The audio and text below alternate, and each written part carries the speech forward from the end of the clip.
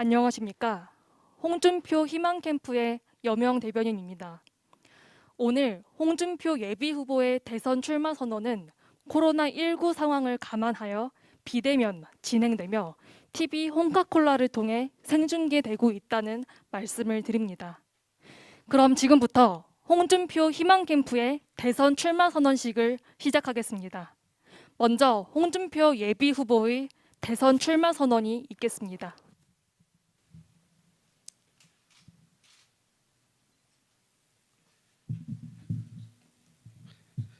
존경하는 국민 여러분, 사랑하는 당원 동지 여러분, 저는 제20대 대통령 선거에서 국민의힘 후보로 출마하기로 했습니다.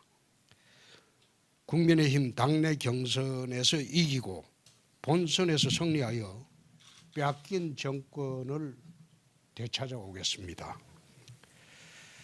잘못된 방향으로 가는 이 나라를 바로잡아 정상국가로 만들고 선진국 시대를 열겠습니다. G7의 당당한 일원이 되어 국제사회에서 선진국 대접을 받는 나라, 풍요로운 대한민국을 만들겠습니다. 대한민국은 건국 이후에 온 국민이 하나가 되어서 60, 70년대 산업화, 80년대 민주화, 90년대 정보화를 이루어냈습니다.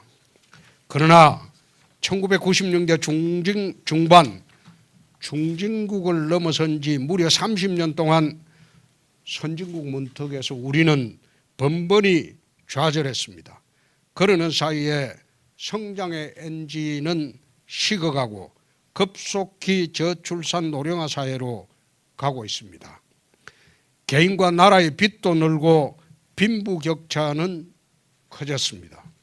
과거 해방 직후 공산주의가 우리 사회를 뒤덮었듯이 지금 포퓰리즘의 망령이 코로나 상황을 파고들며 온 나라를 휘감고 있습니다. 70년대 세계 7대 부국이었던 아르헨티나를 비롯한 남미 여러 나라들이 반미주의와 포퓰리즘에 빠져 후진국으로 후퇴를 했습니다. 우리도 석유 부국이었다가 세계 최빈국으로 전락한 베네수엘라를 따라가는 무상 포퓰리즘이 판치는 나라가 되었습니다. 오늘 말 살 것처럼 고의에 배를 가르고 청년과 미래 세대에게 빚더미를 물려주는 퍼주기 대한민국이 되어서는 절대 안 됩니다. 현 집권 세력은 획일적 평등과 현금 퍼주기를 앞세운 무상 포퓰리즘으로 국민의 편을 가르고 분열시켜 장기 집권을 이루겠다는 명확한 목표를 가지고 있습니다. 180석의 국회 의석을 무기로 사회 시스템, 국가 제도를 좌파 사회주의 국가로 점점 바꾸어 나가고 있습니다. 지금 정치, 경제, 사회, 문화, 대북, 외교, 국방 등 국가 전 분야의 정책 혼란과 무능은 국민 고통을 최악의 상황으로 몰고 가고 있습니다. 여기서 막아야 합니다. 우리 대한민국이 이대로 더 나갔다가는 되돌릴 수 없는 깊은 수렁으로 빠집니다. 이번 대선은 단순히 여야의 정권 교체를 넘어서 나라의 미래를 결정하는 중차대한 대선입니다. 선진국 시대를 이끌어갈 이 나라의 주류 세력을 선택하는 그런 선거입니다. 나아가 이번 대선은 선진국의 길이냐 베네수엘라로 가는 길이냐를 가늠하는 마지막 기회가 될 수도 있습니다. 존경하는 국민 여러분, 사랑하는 당원 동지 여러분, 대한민국을 바로 세우고 선진국 시대의 원년이 되도록 하겠습니다. 지금은 정권 교체를 통해 나라를 바로잡을 절호의 기회입니다. 국제적으로 미중 패권 갈등은 격화되고 북한의 핵미사일 위협은 최고조에 와 있습니다. 세계 무대에서 국가 이익을 제대로 지키고 국정 대개혁을 제대로 해낼 강력한 리더십과 미래를 통찰하는 해안이 필요한 시기입니다. 정권을 교체한 후에도 국회 180석을 장악한 현 집권 세력을 상대하기 위해서는 풍부한 국정 경험과 강력한 리더십이 무엇보다도 필요한 때입니다. 저는 지난 탄핵 대선 이후에 TV 홍카콜라 프리덤 코리아 포럼을 통해 국가 정상화, 네이션 리빌딩을 철저히 준비해 왔습니다. 8,000명의 국민 인덱스 조사를 통해 국민의 기대, 시대의 요구를 듣고 G7 선진국 시대의 비전과 정책을 마련해 왔습니다. 제로 디펙트의 무결점 후보만이 상대의 부당한 술수와 공작의 빌미를 주지 않고 야권 승리를 쟁취할 수 있습니다. 지난 시절처럼 후보의 능력 부족과 가족 검증 문제로 대선을 2번이나 망쳤던 일을 되풀이해서는 안 됩니다. 지난 정치활동 내내 저와 가족 모두는 정권과 국민의 철저한 검증을 받았습니다. 이제 더 이상 검증될 일도 없습니다. 검증되고 준비된 홍준표만이 가장 든든한 국민 후보가 될 것으로 저는 확신합니다. 존경하는 국민 여러분, 사랑하는 당원 동지 여러분, 저희 국정 철학과 국가 운영의 기본 이념은 좌우 이념을 넘어서 국익 우선주의입니다. 국익 우선과 국민 중심의 나라 경영으로 정치 보복의 악순환을 끊고 국민 통합을 이루어 선진국 시대를 활짝 열겠습니다. G7 선진국 시대를 위한 국가 정상화와 국정 대개혁의 7대 과제를 지금부터 말씀드리고자 합니다. 첫째, 정치 행정을 선진국 수준으로 끌어올리겠습니다. 2024년 제22대 총선에서 개헌을 공약하겠습니다. 현행 87년 헌법은 중진국 시대의 낡은 틀입니다. 변화된 시대 정신과 국민적 기대를 반영하고 선진국 시대에 걸맞는 새로운 헌법으로 바꾸겠습니다. 대통령 중임제를 추진하고 행정구조를 2단계로 개편하며 국민 기본권을 신장하는 방향으로 개헌을 하도록 하겠습니다. AI와 블록체인, 빅데이터 등을 행정 시스템에 과감하게 도입하여 공무원과 공공기관을 구조조정하고 국정의 효율을 높이겠습니다. 경남도 행정재정개혁으로 채무제로를 달성했던 그 성과를 기반으로 국가채무 천조 시대의 재정 파탄 상태를 균형재정으로 정상화시키겠습니다. 둘째, 자유주의 시장경제를 천명하고 민간의 자유와 창의를 바탕으로 선진국형 경제 시스템을 만들겠습니다. 개인과 기업을 올가매는 부당한 규제와 간섭을 대폭 줄이고 시장의 자유를 확대하겠습니다. 도심 고밀도 개발, 공공부문 쿼터 아파트 도입으로 공급을 대폭 늘려 집값을 안정시키겠습니다. 노동개혁은 더 이상 미룰 수가 없습니다. 경남도지사 시절 강성노조와 싸워본 경험을 바탕으로 대통령 긴급명령을 발동했으라도 강성 기종노조의 폐악을 막고 노동의 유연성을 높이겠습니다. 셋째, 최고의 복지는 일자리 창출입니다. 세금 나눠 먹기인 공무원과 공공부문 일자리가 아니라 민간 일자리 창출이 우선입니다. 세제개혁과 불필요한 기업 규제 철폐로 민간 일자리를 대폭 늘리고 더 높은 계층으로 올라갈 수 있는 기회의 사다리를 많이 만들겠습니다. 잘 사는 국민에게는 자유를 주고 어려운 사람에게는 정부가 끝없이 기회를 제공하는 선임복지사회를 정착시키겠습니다. 넷째, 무너진 공정을 바로 세우겠습니다. 우리 사회에서 경쟁보다는 평등을 강조하면서 공정이 무너졌습니다. 사회제도의 공정성이 보장되지 않는데 공정만 외치는 것은 국민을 우롱하는 처사입니다. 공정한 제도 정착을 위해서 대학 입학시험을 정시 중심으로 개편하겠습니다. 현대판 음서제도인 로스쿨 의학전문대학은 국립외교원 제도를 폐지하고 사시행시 외시 의과대학을 부활시키겠습니다. 교육, 인재선발, 취업체계 등 사회 전반의 정의와 법치, 공정을 회복하도록 하겠습니다. 다섯째, 사정기구를 개혁하여 선진국 사법체계를 구축하도록 하겠습니다. 국가정보원의 대북 수사 기능은 유지하되 국익 수호를 위해 해외 분야를 크게 강화하겠습니다. 검찰은 공소 유지를 위한 보안 수사 기능만 유지토록 하고 공수처는 폐지하겠습니다. 경찰 국가수사국을 경찰로부터 독립시켜서 한국형 FBI로 만들고 모든 수사의 중심이 되게 하겠습니다. 감사원에는 직무 해결 능력 감사를 높이기 위해 계좌 추적권을 부여하도록 하겠습니다.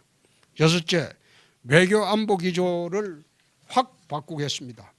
지난 30년간 대북 강원 정책이 있었지만은 북한의 핵 위협은 오히려 절정에 와 있습니다. 대북 정책의 기조는 상호 불간섭주의와 체제 경쟁주의를 원칙으로 독일식 통일 정책으로 정책 전환을 하겠습니다. 강력한 안보로 국가 존엄과 국민 안전을 지키도록 하겠습니다. 주변국 그 누구도 우리를 넘보지 못하도록 강한 나라를 만들도록 하겠습니다.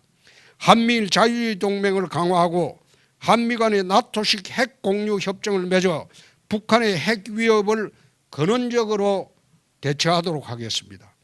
국방부는 사군 체제로 군을 개편하고 미래 전자전 시대에 걸맞게 모병제와 지원병제로 전환을 추진하도록 하겠습니다.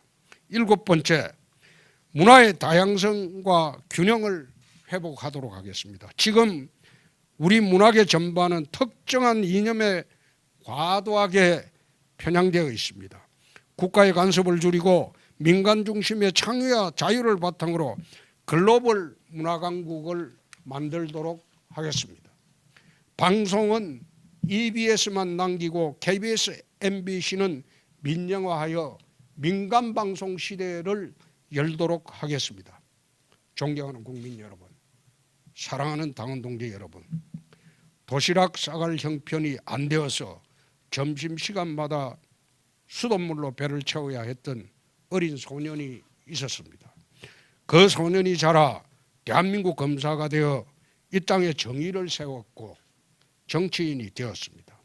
국회의원 5번, 경남지사 2번, 원내대표, 당대표 2번을 거쳐 다시 대통령 후보로 여러분 앞에 나섰습니다. 물로 배를 채우던 그 절박한 심정으로 마지막 정치 도전에 나섭니다. 진충보국의 각오로 혼신을 다해 빼앗긴 정권을 찾아오도록 하겠습니다. 경선에 나온 모든 후보들 원팀이 되어 내각과 당에서 나라 정상화와 선진국 시대를 다 함께 열어가도록 하겠습니다. 대한민국 선진국 시대 희망의 나라로 우리 함께 배를 저어 갑시다. 대단히 감사합니다. 2021년 8월 17일 제20대 대통령 선거 예비 후보자 홍준표 올림.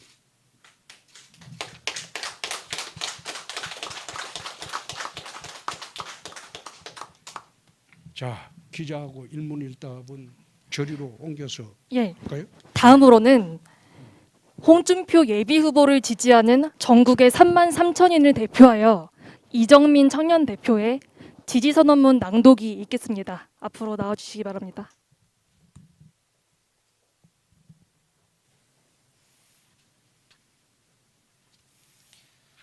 대한민국이 무너져 내리고 있다. IMF에 버금가는 높은 실업률, 세금만으로 지탱하고 있는 질 낮은 일자리, 집값 폭등으로 인한 좌절과 세금 폭탄 등으로 경제가 추락하고 있다. 백신 구입 지체로 인한 자영업 붕괴, 장기 방역으로 인한 국민의 피로감 가중 등 국민은 고통받고 있다. 이제 이 무능한 정권의 실정을 바로잡고 대한민국을 정상 궤도에 올려놓아야 한다. 국민이 안심하고 희망찬 미래를 열어갈 수 있도록 준비된 지도자와 함께 정권 교체를 반드시 이루어야 한다. 그리고 오늘 전국 3만 3천 명의 국민은 대표자 33인을 통해 제20대 대통령 선거에 출마한 국민의힘 홍준표 국회의원의 지지를 선언한다. 우리는 홍준표 후보야말로 우리가 기대하는 미래 지도자임을 믿어 의심치 않는다. 홍준표 후보는 검사, 도지사, 국회의원, 당대표로서 각 영역에서 본인의 능력을 업적과 결과로 보여주었다. 또 그동안 SNS 활동과 토론, 인터뷰, 보고서 등을 통해 새로운 나라를 만들 비전과 정책을 준비해 왔다. 그리고 오늘 홍준표 후보는 시대 정신을 실천하고 선진 강국으로 나아갈 방향을 분명히 제시했다. 우리는 홍준표 후보와 함께 대한민국 5.0 선진국으로 가는 길을 열어갈 것이다. 홍준표 후보가 아니라면 180석의 거대 민주당과 맞서 이 나라를 정상화할 수 있는 후보가 보이지 않는다. 홍준표 후보만이 실수 없이, 흔들림 없이, 막힘 없이 국리민복을 위한 정책을 추진해 나갈 수 있음을 확신한다. 우리 3만 3천 명의 국민은 대한민국 5.0 선진국의 청사진을 제시한 홍준표 후보의 여정에 동행하며 정권 교체와 대한민국 정상화를 완수하고 선진 강국이 되는 그날까지 지지하고 응원할 것을 밝힌다. 2021년 8월 17일 홍준표 후보를 지지하는 국민 3만 3천 명 일동. 감사합니다.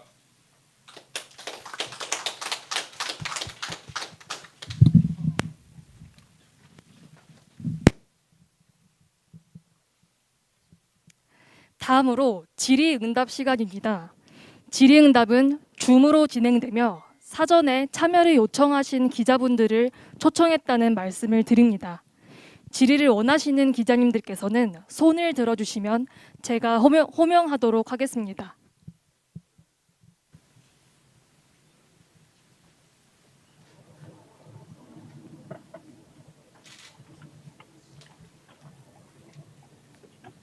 질문하세요. KBS 네. 안나영 기자. 뉴시스 정윤아 기자님 질문해 주십시오. 네. 네, 대표님. 네. 이제 두 가지 질문을 드리겠습니다. 네. 첫 번째는 들리시나요? 네, 들립니다. 네네. 대표님께서는 지난 대선에도 나오신 어떻게 보면 대선 재수색인데요. 준비된 후보로 볼 수도 있겠지만 일각에서는 그 참신함이 떨어진다는 지적도 나오거든요. 그 자신만의 어떤 강점이 뭐라고 생각하는지와 또 이제 경쟁자인 윤석열 전 검찰총장에 대해서 여러 비판을 하셨는데 그 중에서도 가장 큰 문제점이 뭐라고 생각하시는지가 궁금합니다. 무슨 참신성이 떨어진다고 그러는데 우리나라 대선 구조를 보면 DJ 같은 경우에는 3번인가 4번 나왔어요. YS도 3번 나왔고 지금 와서 대통령 선거 나온 사람은 초보자가 나와서는 나라 경영하기가 어렵겠죠. 특히 지금은 정권 교체가 되어 본들 국회가 지금 압도가 되어 있습니다. 그럼 2년 동안 교체된 정권의 대통령은 허수아비로 전락될 가능성도 있습니다. 그걸 돌파하고 국정을 끌고 가려면 또 국정 대개혁을 하려면 국정 경험이 많아야 됩니다. 그리고 풍부하게 정치, 경제, 사회, 문화, 대북, 안보 모든 분야의 경험이 있어야 됩니다. 그래서 제가 윤석열 후보를 폄하하는 것은 아니고 다만 26년 동안 검찰 사무관 하신 분이 날치기 공부해서 그게 대통령 업무를 맡을 수 있느냐, 그거는 저는 어렵다고 봅니다. 그 정도로 답변하겠습니다. 예. 예, 또 질문을 원하시는 기자님께서는 거수해 주시기 바랍니다. 네, KBS 안다영 기자님 질문해 주십시오. 대표님, 최근 여론조사를 보면 진보나 중도, 호남권, 청년층 이런 곳에서 지지율이 굉장히 높게 나오는데요. 그 이유가 뭐라고 스스로 생각하시는지 궁금합니다. 그거는 지난번에 이제 저보고 늘 하는 얘기가 확장성 부족이라고 많이 이야기를 했어요. 그런데 최근에 와서 반대 진영의 사람들하고 공개 토론도 하고 반대 진영의 사람이 운영하는 그런 매체에 나가서도 토론하고 그렇게 하다 보니까 반대 진영의 사람들이 저에 대한 저항감이 많이 줄어든 거죠. 줄어들었기 때문에 그런 현상이 나오는데,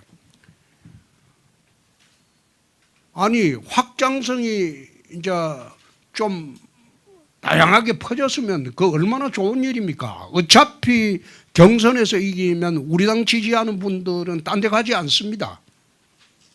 그런데 요즘 와서 일부에서 쓰는 거는 확장성 부족이라고 이제 하다가 확장성이 요즘 보충이 되고 넓어지니까 그걸 역선택이라고 또 악선전하는 그런 사람들도 내 봤습니다.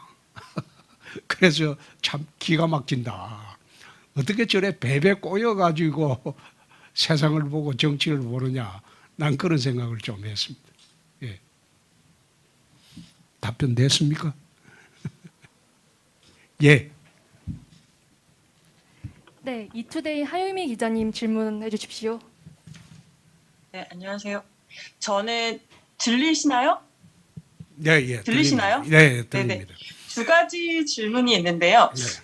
지금 지지율이 좀 올라가고 있는데 최종 이제 1위까지 오르기 위해서 구체적으로 좀 어떤 전략을 생각하고 계신지 궁금하고요. 그다음에 두 번째 질문은 지난번 이제 인덱스 보고서 발표하셨을 때 네. 공약 안전을 위해서 이제 두 가지 말씀을 해주셨는데 오늘 공약에 빠져서 좀 궁금한 게 그 당시에 정치인 불체포 특권을 폐지하겠다. 그리고 흉악범에 대해서는 사형제도 집행을 언급을 하셨거든요. 그것도 이번 공약에 좀 들어갈 예정인지 궁금합니다. 우선 전략이라고는 제가 미리 밝히면 안 되겠죠.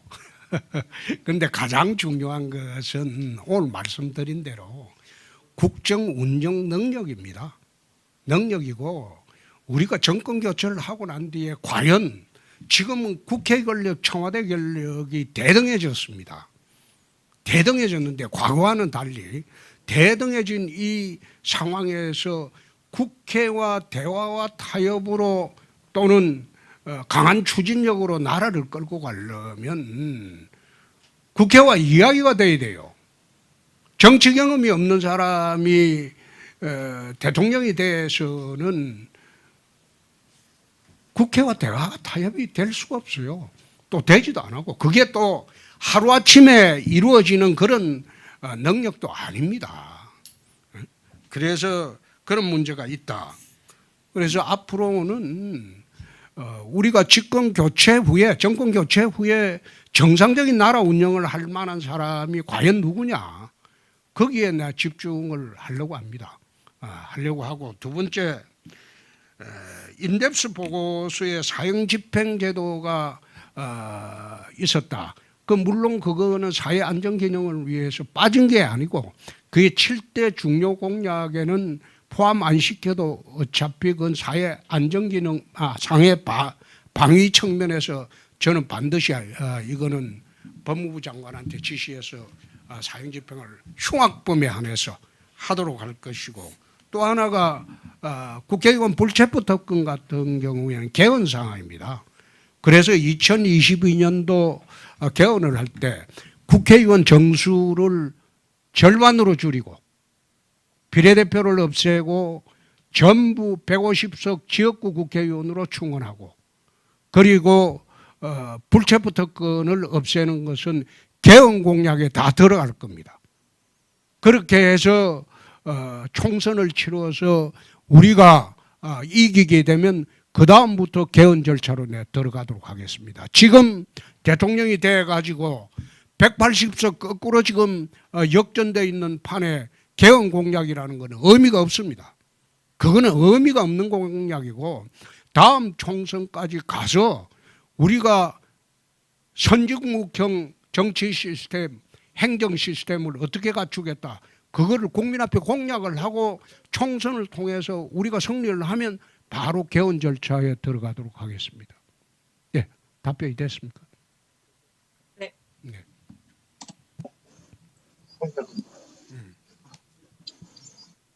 들어가도 있어도 네, 또 질문 있는 기자님 거수해 주시기 바랍니다.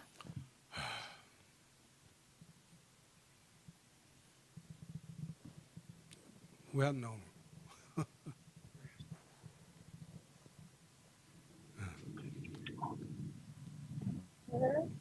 네.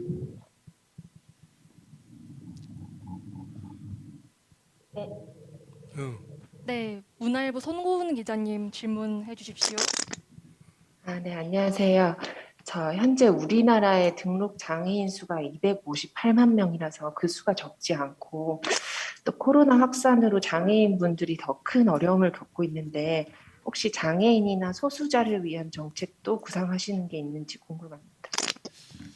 장애인 정책 문제는 우리 캠프 내에서 지금 마련을 하고 있습니다. 코로나로 인해서 장애인뿐만 아니라 국민 모두가 정말 절박한 상황에 와 있습니다. 총체적인 대책을 지금 마련하고 있습니다. 그것은 오늘 출마 선언문에는 나오지 않았지만은 앞으로 토론 과정에서 쭉 우리가 그 정책에 대해서는 말씀드릴 기회가 올 것으로 봅니다. 예.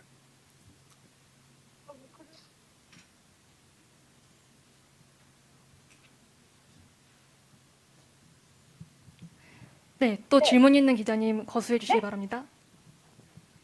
연합뉴스 류미나 기자님 질문 부탁드립니다.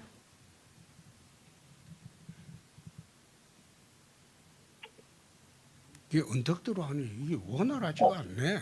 원희룡 분량에 맞췄거든요. 근데? 네.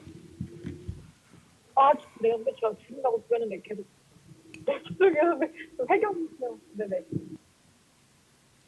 네, 또 질문 있는 기자님들 거수해 주시기 바랍니다.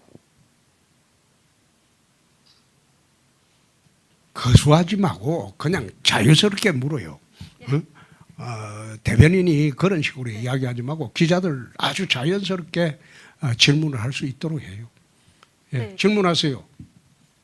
연합뉴스 유민아 기자님.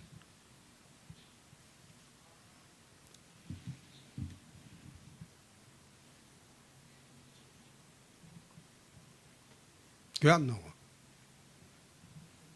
응?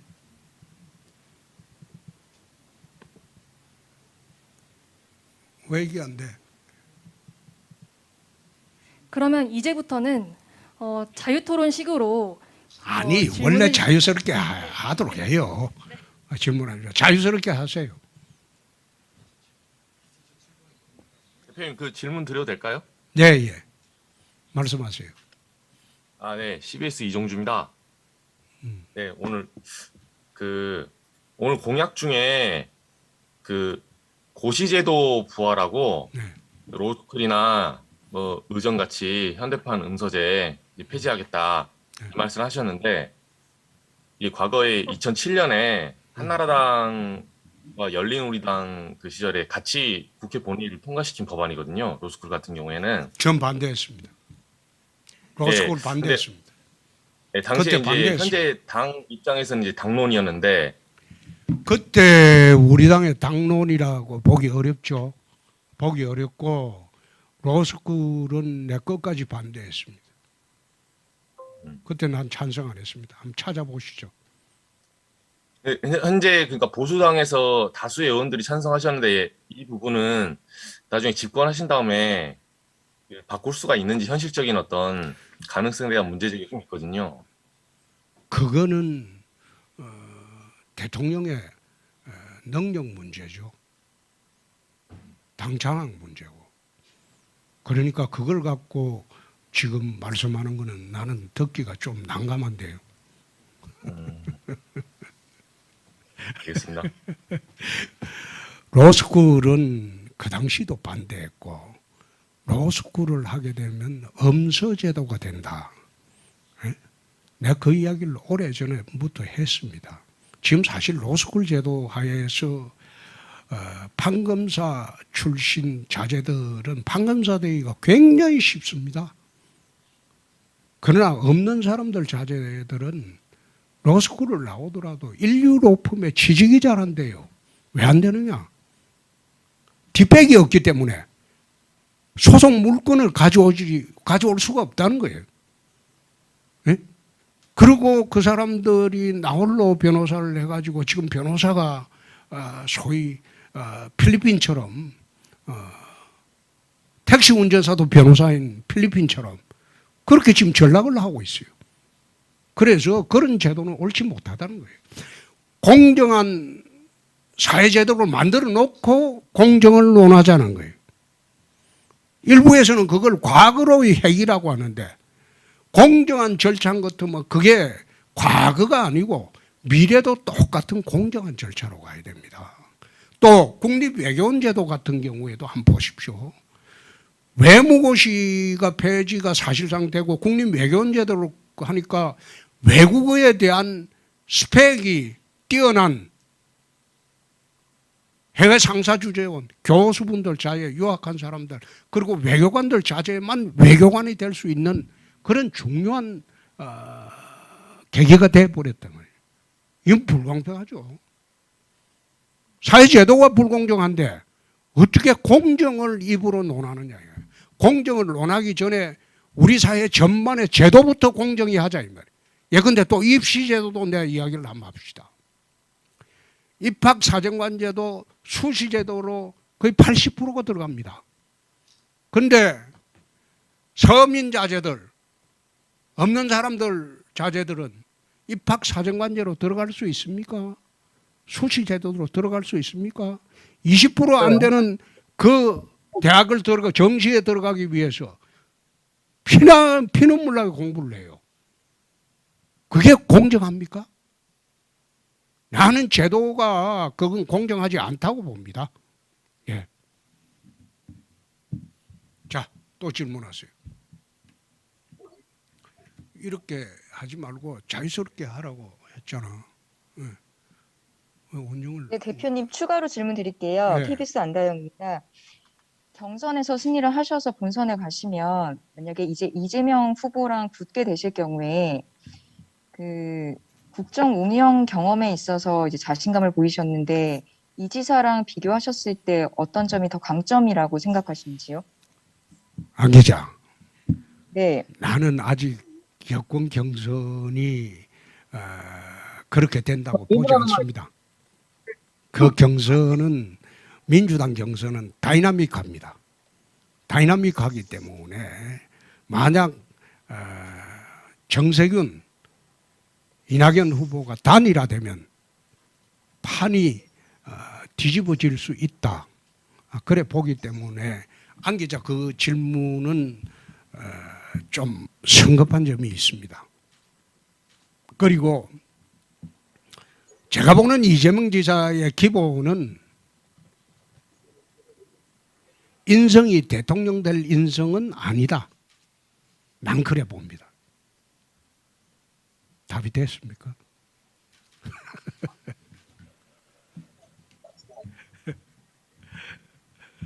또 질문하시죠. 질문할 사람 없으면 안 기자가 계속해요.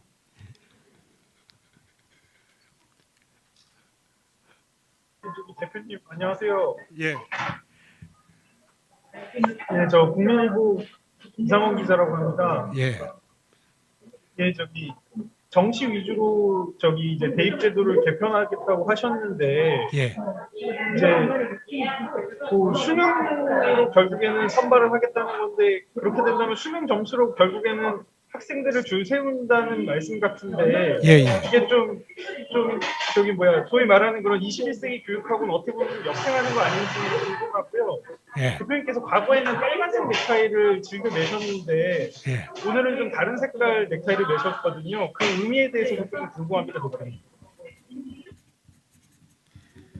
이게 이제 실력 사회로 다시 돌아가자는 겁니다. 사실 지금 나는 중고등학교에서 하고 있는 그 학생부 제도도 폐지하자. 어떻게 보면 정교조가 학생들을 소위 통제하는 수단이 되고 있으니까 지난번에 인원고 사태를 봤지 않습니까? 최근에 또 정교조에 대해서 반항하는 학생들을 봤지 않습니까? 말하자면 이런 걸 다 폐지하고 그냥 실력 사회로 돌아가자는 겁니다. 실력 사회로 돌아가서 대입시를 뽑아야지. 그렇지 않고 옛날 저희들 대학 다닐 때 보결로 들어간다는 말이 있었어요. 뒷문으로. 그런 게 있었어요. 대학을 뒤에 돈 주고 들어가고 대학에 담장을 쌓아주고 들어가고 그런 제도가 있었어요. 그래서 저는 요즘 제도를 옛날에 보결로 들어가는 그런 제도를 보는 것 같다. 그런 느낌을 늘 받았어요. 그래서 실력 사회로 돌아가자는 것이고 넥타이 색깔을 바꾼 거는 푸른색이 희망을 상징하고 그리고 붉은색은 정의와 열정을 상징합니다. 그런데 붉은색으로 자꾸 매니까 고집스럽게 보인다. 왜 고집스럽게 보인다. 그래 지적이 하도 많아서 어차피 저희 당 색깔이 3색입니다. 빨강, 파랑, 흰색. 그 중에 하나 매면 되죠. 예.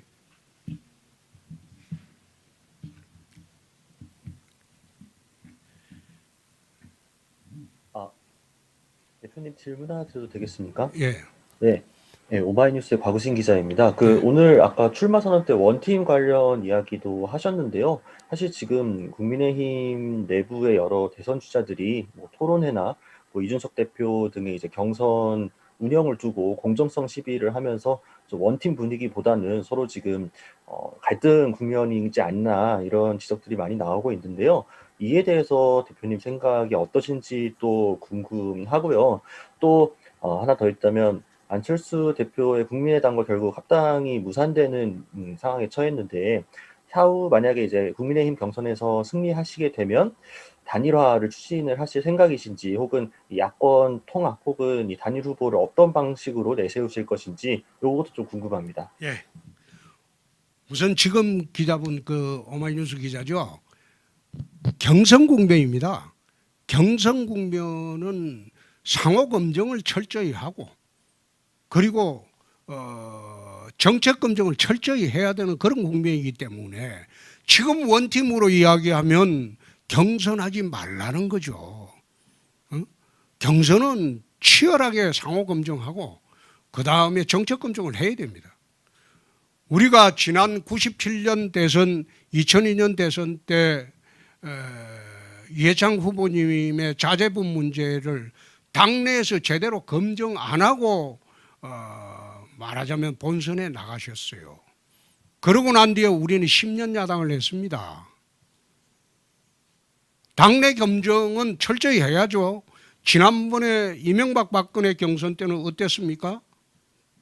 그때는 BBK가 나오고 최태민이가 나왔어요. 그렇게 나와도 그거 내부 총질이란 말 일체 안 했습니다. 상호 검증이죠. 그 다음에 옛날에 YSDJ가 서로 경선을 할 때는 거의 원수지간처럼 싸웠어요. 근데 경선 끝나고 다 원팀이 되지 않습니까? 그거는 경상국민이기 때문에 그런 거를 내세우는 분들은 경선하지 말고 추대하자. 그렇게 주장하는 사람들이 검정을 네거티브라고 하고 또 검정을 내부 총질이라고 하고 사실 당대표를 지금 흔드는 거 그 자체가 내부 총질이죠. 두 번째, 안철수 대표는 어차피 단독 출마는 안 할 겁니다. 제가 당 후보가 되면 안 대표와 합당을 하지 않더라도 과거 DJP 연대처럼 세력 간의 연대로 정권 탈환에 나서도록 추진하겠습니다. 그리고 토론도 뭐 이야기하셨다? 토론을 지금 하자 말자 하는데 나는 저런 어처구니 없는 경우는 26년 정치에도 처음 봤어요. 토론에 나오는 걸 겁을 내고 토론을 회피하고 토론을 안 하려고 하면서 무슨 대선 후보를 하겠다고 하는 것인지 내 참 이해하기가 어렵다. 그렇게 겁이 나면 지금 드랍해야죠. 지금 하는 토론이 토론입니까? 나중에 본선 가보세요. 온갖 네거티브 그 다음에 공격이 들어옵니다. 그때는 어떻게 감당을 하려고 그래요. 그래서 토론을 안 하려고 당대표를 흔드는 것은 참 보기 딱하다. 난 그런 생각을 합니다. 답변이 됐습니까? 예.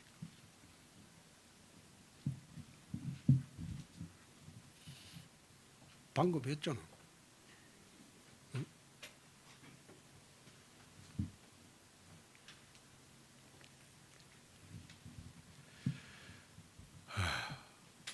이 진행이 수월하게 안 되네. 네, 안녕하세요, 대표님. 예. 말씀하세요. 네, 쿠키뉴스 기자 최은입니다. 예. 질문 하나 드려도 될까요? 예. 네네. 지금도 그렇지만 이제 대선이 본격적으로 시작되면 대표님 말씀대로 이제 검증을 위한 네거티브 공세가 더 극심해질 텐데 민주당에서는 이재명 지사가 대통령 후보로 결정이 되면 형수 욕설 관련한 리스크를 어떻게 안고 갈 건지 두고 좀 말이 많거든요. 근데 이제 홍 의원님께서도 뭐 막말이나 뭐 돼지 발정제 이런 네. 논란이 좀 불거지신 적이 있는데 만약 국민의힘 대선 후보가 되시면 이런 논란과 관련한 공세를 좀 어떻게 해명하고 뭐 안고 가실 계획인지 좀 여쭙고 싶습니다. 우선 막말 돼지 발정제는 드루킹이 만든 거죠. 지난 탄핵 대선 때. 그거는 나는 해명할 필요가 없다고 봅니다. 그거는 이미 드루킹이 구속되고 또 김경수 지사가 실형을 받아 감옥을 갔기 때문에 그것은 정리됐다고 봅니다. 두 번째, 이재명 지사 같은 경우에 저는 뭐 후보가 되기가 힘들 것으로 보는데 만약 후보가 되더라도 저보고 막말이라는 그 말 못하겠죠. 자기는 쌍욕을 하는 사람이니까. 그 막말 대 쌍욕이 붙으면 국민 선택이 그나마 막말이라도 홍준표는 옳은 말이었다, 맞는 말이었다 그렇게 이야기하잖아요. 그렇기 때문에 이재명 지사가 나오면 막말 프레임이라는 게 무색해지죠. 자기는 쌍욕 프레임으로 우리가 걸 테니까. 답변이 됐습니까? 됐어요? 예.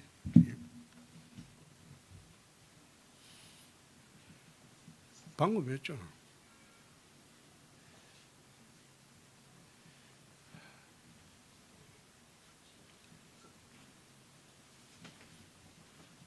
이거 앞으로는 이거 못하겠다.